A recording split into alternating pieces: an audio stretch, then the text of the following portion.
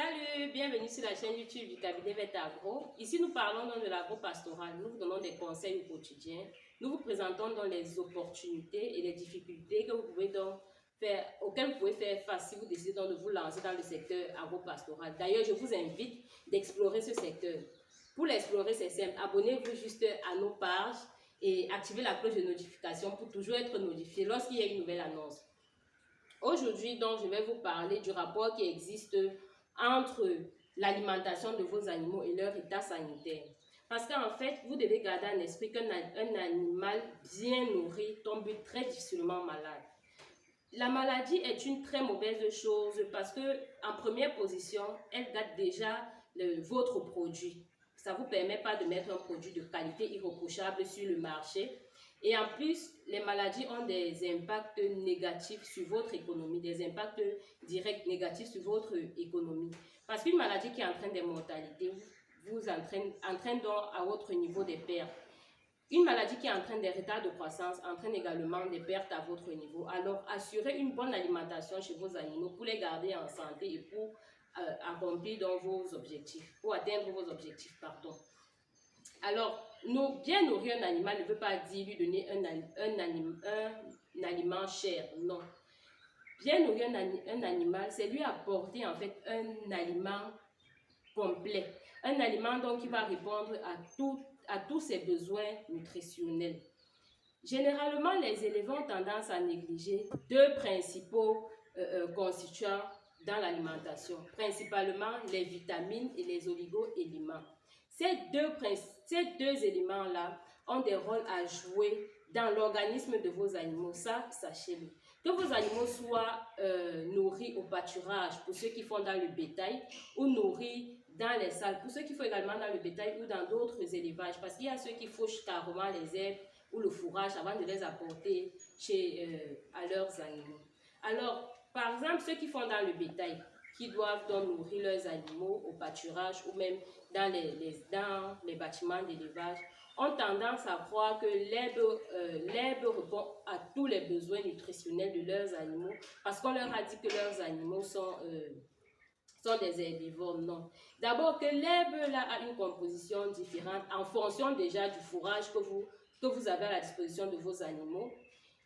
Également en fonction de la zone, parce qu'en fait la quantité de lignine que vous retrouvez dans le fourrage est différente en fonction des saisons.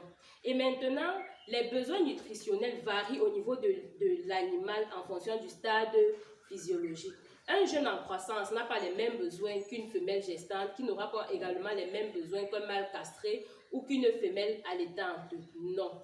Alors, déjà, pour ceux qui font dans l'élevage du bétail, Vet Agro vous conseille d'avoir des pâturages aménagés et qui ont des fourrages diversifiés. Vous pouvez cultiver du Guatemala, du Baccaria ou bien d'autres fourrages et puis adopter l'alimentation de votre bétail en rotation. Donc, cette période, ils peuvent pâturer sur telle parcelle, une autre période, ils pâturent sur une autre parcelle, ainsi de suite. Ça vous permet d'essayer de créer l'équilibre dans l'alimentation de votre bétail. Et il y a d'autres sources que vous pouvez apporter, donc on en reviendra avant la fin de cette vidéo, donc je vous invite déjà à l'écouter, à la suivre jusqu'à la fin. Donc, comme je l'ai dit tantôt, les besoins varient en fonction des différents stades physiologiques et en fonction également de l'aliment disponible que vous apportez donc à vos animaux. Les deux éléments suscités, donc les oligo-éléments et les vitamines, entrent dans la constitution de...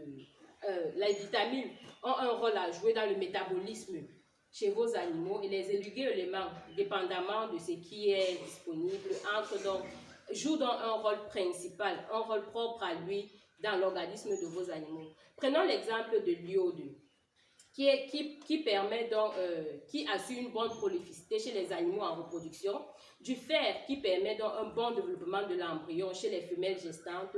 Parlons par exemple de la cellulose, nous prenons l'exemple des lapins. La cellulose, elle permet d'avoir une stabilité digestive chez le lapin.